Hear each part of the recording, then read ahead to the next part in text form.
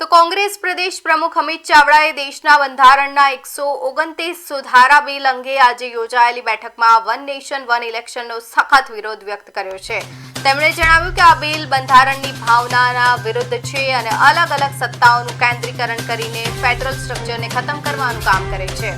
ચાવડાએ આક્ષેપ કર્યો કે આ બિલ રાજકીય એજન્ડા માટે લાવવામાં આવ્યું છે અને સરકાર સામે અવિશ્વાસ પ્રસ્તાવ આવે તો બાકી સમયગાળા માટે ચૂંટણી લાવી શકાય તેવી જોગવાઈ છે। તેમણે વધુમાં ઉમેર્યું કે આ બિલથી સ્થાનિક મુદ્દાઓને દબાવીને કેન્દ્રીય મુદ્દાઓને હાવી કરવામાં આવશે। એક સાથે ચૂંટણી કરવાથી ઈવીએમનો ખર્ચ અને ચૂંટણી ખર્ચ વધી જશે, જ્યારે વિધાનસભા અને લોકસભા અને કોર્પોરેશનની એક જ દિવસે ચૂંટણી થવાથી મતદારો ભ્રમિત થશે। અમિત ચાવડાએ સ્પષ્ટ કર્યું કે કોડ ઓફ કન્ડક્ટનો સમયગાળો નિશ્ચિત હોય છે અને આ બિલ રાજ્ય સરકારની વિધાનસભાની સત્તાને સીમિત કરવાનો પ્રયાસ છે, તેથી કોંગ્રેસ આ બિલનો કડક વિરોધ કરે છે।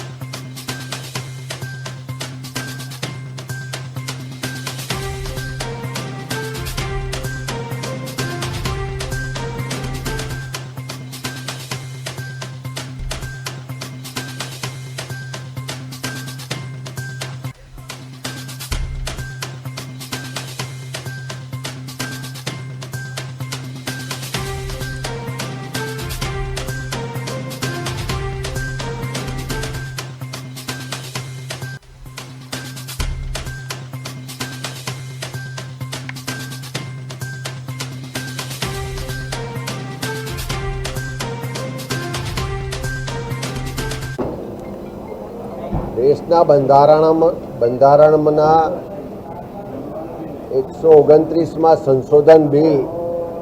પર દેશની પાર્લામેન્ટે જે જેપીસીની રચના કરી છે, કમિટી આજે ગુજરાતમાં આવી છે, રાજકીય પક્ષો સાથે પરામર્શ કર્યો છે, ત્યારે ગુજરાત પ્રદેશ કોંગ્રેસ સમિતિ તરફથી અમારું પ્રતિનિધિ મંડળે આ વન નેશન વન ઇલેક્શનનો જે પ્રસ્તાવ છે, જે બિલ છે, એનો અમે સખત શબ્દોમાં વિરોધ કરીએ છીએ। એટલા માટે કારણ કે આ જે બિલ લાવવામાં આવ્યું છે એની પાછળનો જે હિડન એજન્ડા છે કે સત્તાનું કેન્દ્રીકરણ કરવું, બંધારણનું જે આપણી ભાવના છે એના વિપરીત બિલ છે। દેશનું જે ફેડરલ સ્ટ્રક્ચર છે, જે સંવિધાનિક ઢાંચો છે કે જેમાં દરેક રાજ્યોને અલગ અલગ વ્યવસ્થાઓ, અલગ અલગ સત્તાઓ મળી છે, એનું કેન્દ્રીકરણ કરવાનો આ પ્રયત્ન છે। સાથે સાથે જે બિલના પ્રાવધાન આપ્યા છે કે કોઈ રાજ્યમાં સરકાર સામે અવિશ્વાસ પ્રસ્તાવ આવે કે કોઈ રાજ્ય સરકાર એ સરકારનો ભંગ કરે તો એવા સંજોગોમાં મધ્યવર્તી ચુનાવ નહીં થઈ શકે અને થશે તો બાકીના પીરિયડ માટે જ કરવામાં આવશે। ત્યારે દેશનું જ્યારે બંધારણ બન્યું ત્યારે બંધારણ સભામાં પણ 1949માં બાબા સાહેબ આંબેડકરે સ્પષ્ટ રીતે કીધું હતું કે કોઈ પણ મતદાર સરકાર ચૂંટવા માટે મત આપે છે 5 વર્ષ માટે હોય છે, એ અડધા સમય માટે મત હોઈ શકે નહીં। ત્યારે એ જે વ્યવસ્થાઓ આ બિલમાં લાવવામાં આવી છે એનો અમે વિરોધ કરીએ છીએ। સાથે સાથે જે એમણે એના ઉદ્દેશ બતાવ્યા છે કે વન નેશન વન ઇલેક્શન એટલા માટે કારણ કે ખર્ચામાં કમી થાય, એટલા માટે કે મશીનરી ઓછી રોકાય, પણ જે જમીનની હકીકત જોઈએ છે તો દરેક રાજ્યોના